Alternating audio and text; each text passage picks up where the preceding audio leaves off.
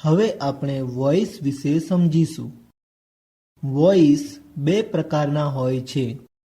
એક active voice, જે વાક્યમાં કર્તા પોતે કામ કરે એટલે કે વાક્યમાં સબ્જેક્ટ આપેલો હોય તેને એક્ટિવ વોઇસ કહેવાય છે.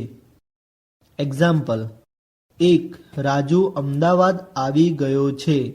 આ વાક્યમાં આવવાની ક્રિયા થાય છે, તેથી આવવાને વર્બ કહેવાય છે. આ વાક્યમાં આવવાની ક્રિયા રાજુ કરે છે, તેથી રાજુને સબ્જેક્ટ કહેવાય છે. આ વાક્યમાં આવવાની ક્રિયા અમદાવાદ થાય છે, તેથી અમદાવાદને ઓબ્જેક્ટ કહેવાય છે. આમ આ વાક્યમાં રાજુ સબ્જેક્ટ, અમદાવાદ ઓબ્જેક્ટ અને આવવું વર્બ થાય છે. 2. ભરત પૈસા ગણી રહ્યો છે. આ વાક્યમાં ગણવાની ક્રિયા થાય છે, તેથી ગણવાને વર્બ કહેવાય છે. આ વાક્યમાં ગણવાની ક્રિયા ભરત કરે છે, તેથી ભરતને સબ્જેક્ટ કહેવાય છે. આ વાક્યમાં પૈસા ગણવાની ક્રિયા થાય છે, તેથી પૈસાને ઓબ્જેક્ટ કહેવાય છે. આમ આ વાક્યમાં ભરત સબ્જેક્ટ, પૈસા ઓબ્જેક્ટ અને ગણવું વર્બ થાય છે. 3. આપણે સાચું બોલવું જોઈએ. આ વાક્યમાં બોલવાની ક્રિયા થાય છે, તેથી બોલવાને વર્બ કહેવાય છે. આ વાક્યમાં બોલવાની ક્રિયા આપણે કરીએ છીએ, તેથી આપણને સબ્જેક્ટ કહેવાય છે. આ વાક્યમાં સાચું બોલવાની ક્રિયા થાય છે, તેથી સાચુંને ઓબ્જેક્ટ કહેવાય છે. આમ આ વાક્યમાં આપણે સબ્જેક્ટ, સાચું ઓબ્જેક્ટ અને બોલવું વર્બ થાય છે.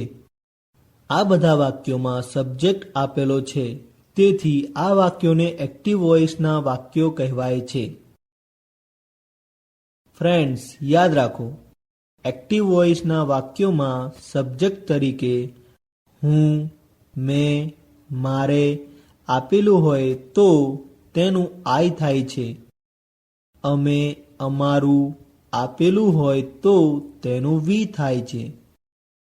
તું, તમે, તમારે, તારે આપેલું હોય તો તેનું યુ થાય છે. તેઓ આપેલું હોય તો તેનું ધેય થાય છે.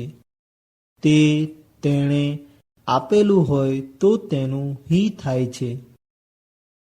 તેણી આપેલું હોય તો તેનું સી થાય છે.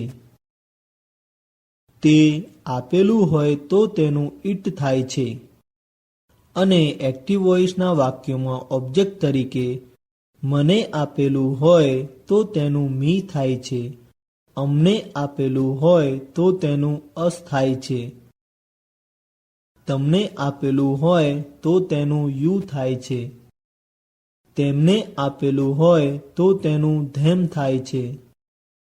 તેને આપેલું હોય તો તેનું હિમ થાય છે. તેણીને આપેલું હોય તો તેનું હર થાય છે. તેને આપેલું હોય તો તેનું ઇટ્સ થાય છે.